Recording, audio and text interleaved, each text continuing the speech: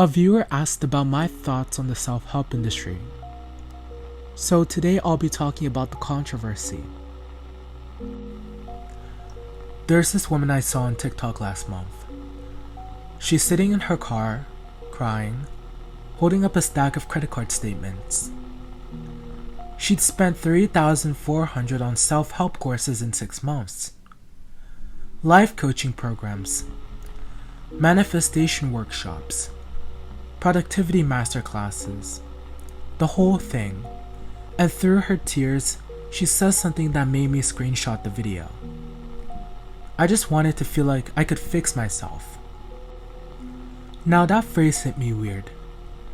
Not I wanted to fix myself. She wanted to feel like she could. Like the hope itself was the product she was buying. And that's when I realized something unsettling about the self-help industry. This isn't just about people trying to improve their lives. This is about the systematic packaging and selling of hope to people who are struggling. It's about turning vulnerability, human vulnerability, into a business model. The numbers are staggering. The US self-help market is worth somewhere between $12 and $16 billion.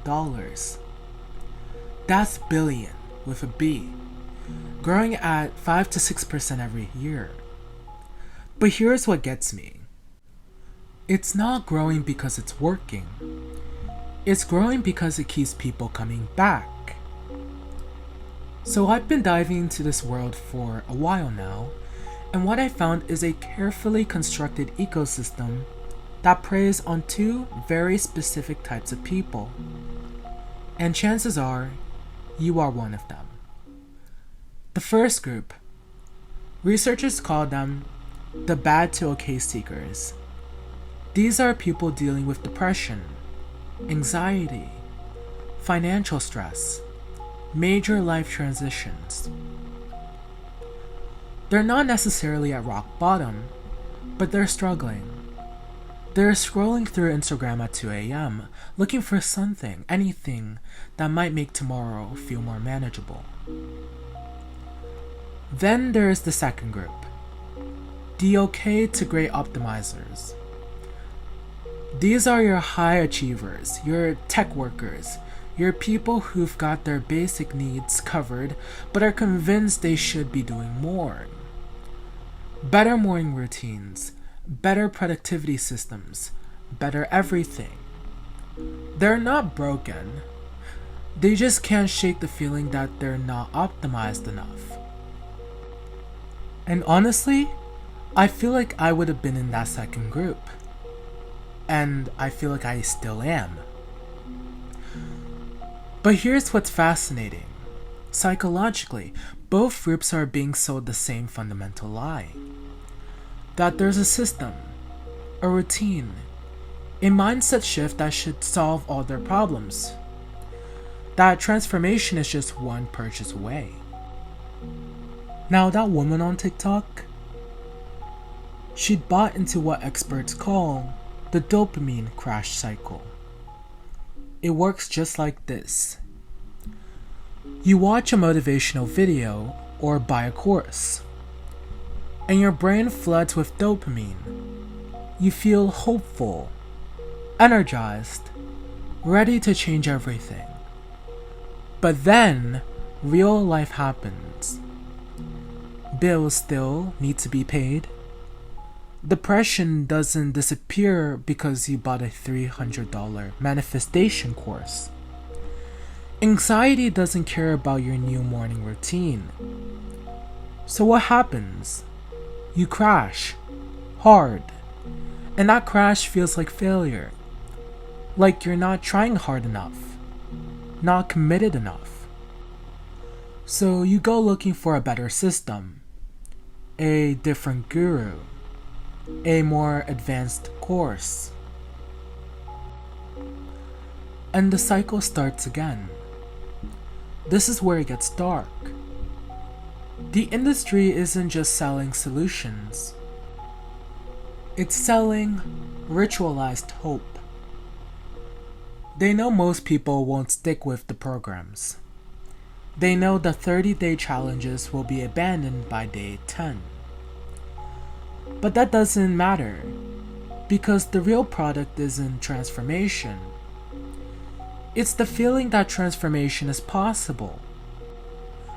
So I found this internal marketing document from a major self-help company.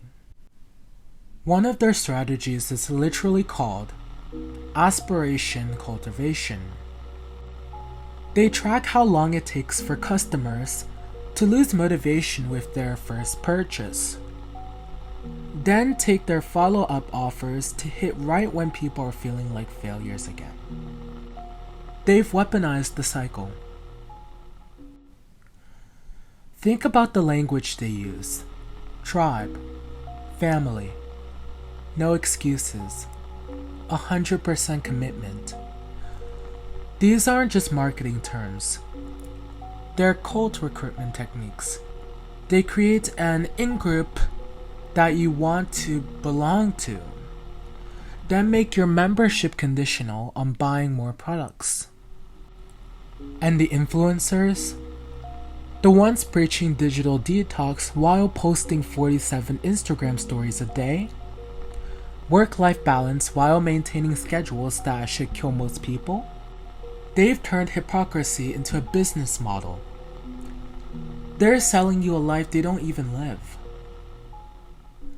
But here's what really gets to me. These aren't necessarily bad people. Most of them started out genuinely wanting to help.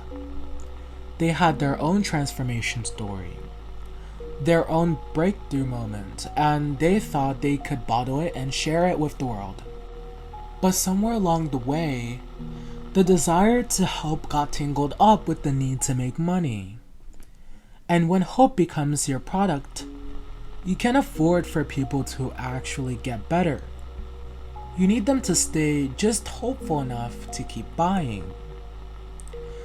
Dr. Sarah Chang, a psychologist who specializes in what she calls self-help addiction, says something along the lines, "This made my skin crawl.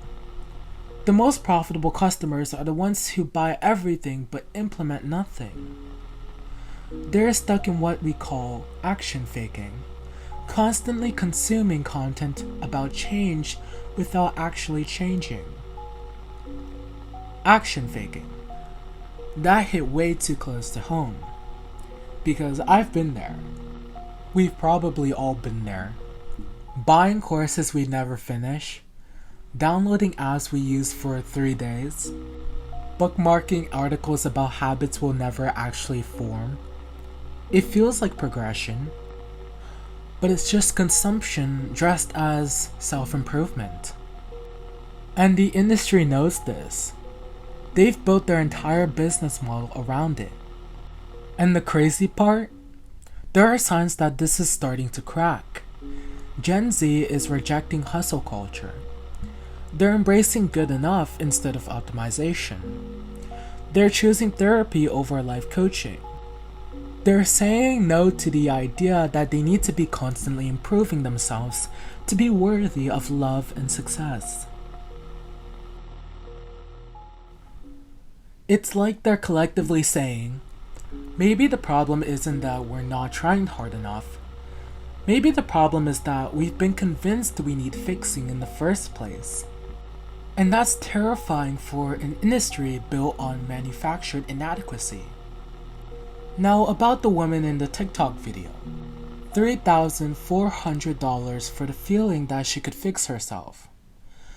But here's what nobody told her. She wasn't broken to begin with.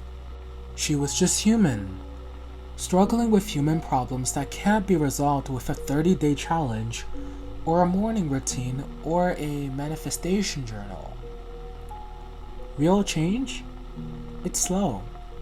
It's boring.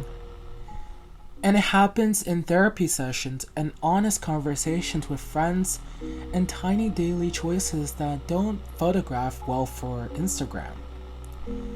It happens when you stop trying to optimize yourself and start accepting yourself. When you realize that being okay is actually enough. The self-help industry sells transformation. But what most of us actually need is just support, understanding, someone to sit with us in the mess instead of promising to pull us out of it for $297. So maybe the real self-help is realizing you don't need to be helped. You don't need to be fixed or optimized or transformed. You just need to be human, with all the beautiful, complicated messiness that comes with that. And you definitely don't need to pay someone $12 billion a year for that privilege of feeling inadequate. That woman in that TikTok, she updated a few weeks later that she canceled all her subscriptions, deleted the apps, unfollowed the gurus. She looked tired, but relieved, like she'd finally given herself permission to stop trying so hard to be someone else. Now that's real transformation. Not becoming a better version of yourself, just becoming yourself. And that, thankfully, it's still free. Anyway, stay cozy, stay curious, and I'll see you in the next one.